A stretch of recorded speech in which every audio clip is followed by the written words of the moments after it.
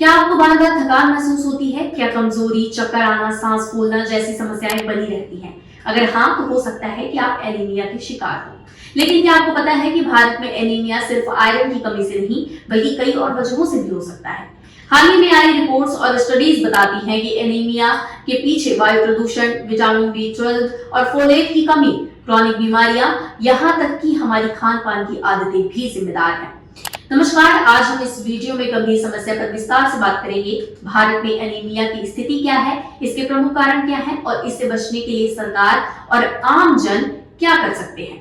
सबसे पहले भारत में एनीमिया की गंभीर स्थिति पर बात करते हैं। भारत में एनीमिया तेजी से बढ़ रहा है। नेशनल फैमिली हेल्थ सर्वे के अनुसार 2019-21 के बीच भारत में 57% महिलाएं और 67% बच्चे एनीमिया से पीड़ित पाए गए।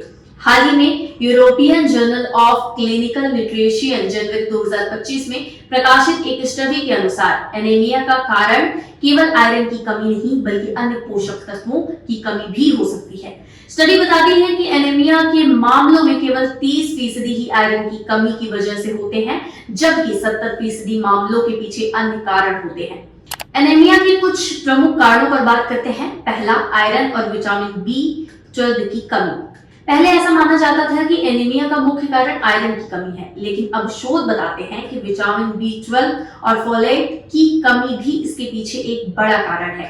दूसरा, वायु प्रदूषण का प्रभाव। नेचर जर्नल में प्रकाशित एक स्टडी बताती है कि वायु प्रदूषण, विशेष रूप से PM2.5 फाइन पार्टिकुलेट मैटर, शरीर में सूजन पैदा करता है और आयरन के अवशोषण को प्रभावित करता है। यह स्टडी बताती है कि हर 10 माइक्रोग्राम प्रति क्यूबिक मीटर PM2.5 वृद्धि से बच्चों में एनीमिया की दर 10% और महिलाओं में 7.23% बढ़ जाती है।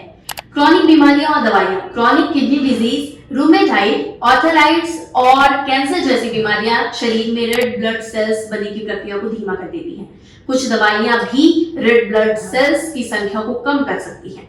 चौथा, अनुपयुक्त खान पान और अनहेल्दी डाइट। भारत में अनजान प्रधान डाइट की वजह से कई लोग शरीर पोषक तत्वों से वंचित रह जाते हैं। फास्ट फूड और प्रोसेस्ड फूड का बढ़ता चलन भी पोषण की कमी को बढ़ावा देता है। अब बात सरकार की योजनाओं और क्या यह पर्याप्त है। 2018 में सरकार ने एनीमिया मुक्त भारत अभियान शुरू किया, जिसका लक्ष्य था आयरन और फॉलिक एसिड की खुराक देना और फोर्टिफाइड चावल उपलब्ध कराना। हालांकि विशेषज्ञों का मानना है कि सिर्फ आयरन सप्लीमेंट देना समस्या का हल नहीं है। जॉन्स मेडिकल कॉलेज बेंगलुरु के प्रोफेसर अनुरा कुपराट का कहना है कि आयरन सप्लीमेंट देने से अगर शरीर उसे अवशोषित नहीं कर पाता तो वह प्रभावी नहीं होगा। अब समाधानों पर बात करते हैं कि समाधान क्या हो सकते हैं। पहला, जांच के बाद सही इलाज। हर मरीज को एनीमिया की सही वजह जानने के लिए जांच करानी चाहिए। बिना जांच के सिर्फ आयरन सप्लीमेंट देना नुकसानदायक भी हो सकता है। दूसरा, वायु प्रदूषण से बचाव। स्वच्छ ईंधन अपनाना, इंडस्ट्री से निकलने वाले धुएं पर नियंत्रण और ज्यादा पौधे लगाना एनीमिया की समस्या को कम करने में मदद कर सकता है। तीसरा, संतुलित आहार और आहार विविधता। विटामिन C से भरपूर फल जैसे अमरूद, पपीता आयरन के अवशोषण में मदद करते हैं।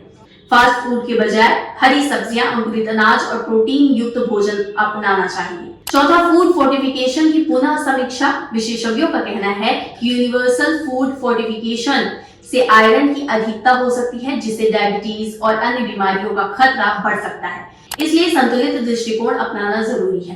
पांचवा, सामुदायिक जागरूकता बढ़ाना। फोर्टिस हॉस्पिटल गुरुग्राम के प्रमुख हेमेटोलॉजिस्ट राहुल भार्गव कहते हैं कि एनीमिया के प्रति जागरूकता फैलाने के लिए वैसा ही अभियान चलाना होगा जैसा कोविड के दौरान हुआ था।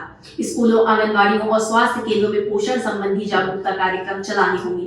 एनीमिया सिर्फ एक पोषण संबंधी समस्या नहीं है, बल्कि यह एक बहुआयामी स्वास्थ्य संकट है। इसे प्रभावी रूप से हल करने के लिए पॉलिसी बदलाव, सही खान पान, वायु प्रदूषण नियंत्रण और सामुदायिक जागरूकता सभी जरूरी है। अगर भारत को 2047 तक एक विकसित राष्ट्र बनाना है तो हमें अब की बार हीमोग्लोबिन 12 के पार जैसे अभियानों के साथ इसे राष्ट्रीय प्राथमिकता बनाना होगा।